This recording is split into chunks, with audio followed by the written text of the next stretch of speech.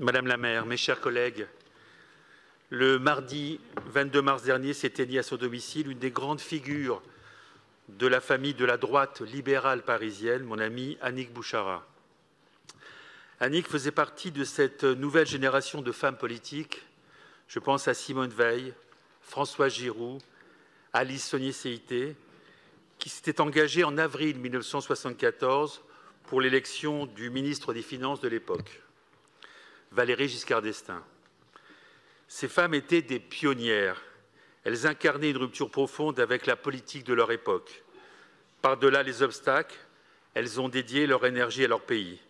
Elles ont montré le ridicule des préjugés et leur force de caractère. Elles ont démontré que la politique était l'affaire de tous et que seul comptait le dévouement que nous étions prêts à consacrer à nos convictions. Avec son amie de toujours, Anne Dornano, elle s'installait au rez-de-chaussée du QG du Candidat, 41 rue de la Bienfaisance, et accueillait toutes les bonnes volontés venues soutenir celui qui allait devenir quelques semaines plus tard le 3e président de notre République.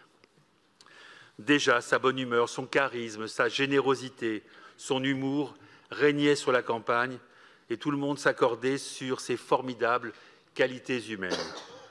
Arrive l'année 1977 et pour la première fois depuis la Révolution française, des élections municipales visant à choisir le maire de Paris sont rendues possibles grâce à la réforme voulue par le président Giscard d'Estaing.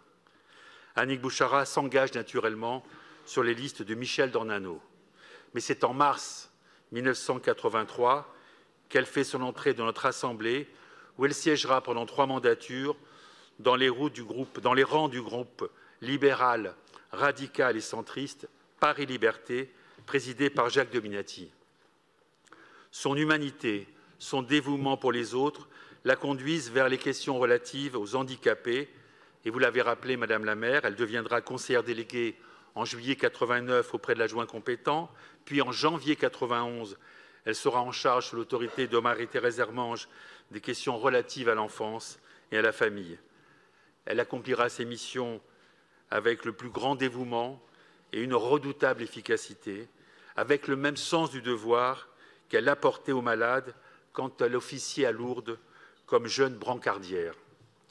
Elle deviendra vice-présidente du Conseil général de Paris. Les habitants du 19e arrondissement, sa terre d'élection, ne l'ont pas oubliée.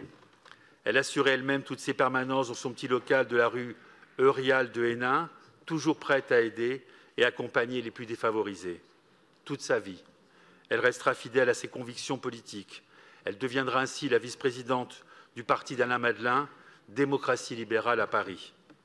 Annick a été élevée au grade d'officier de l'Ordre national du mérite. Nous n'oublierons pas sa joie de vivre, son optimisme permanent et son dévouement inlassable pour les autres. Toute sa vie, Annick Bouchara doit donc œuvrer pour que la République universelle, celle que nous chérissons, ne néglige pas les droits fondamentaux des plus faibles et des plus fragiles. Elle était profondément attachée aux valeurs d'humanisme et de respect de l'autre.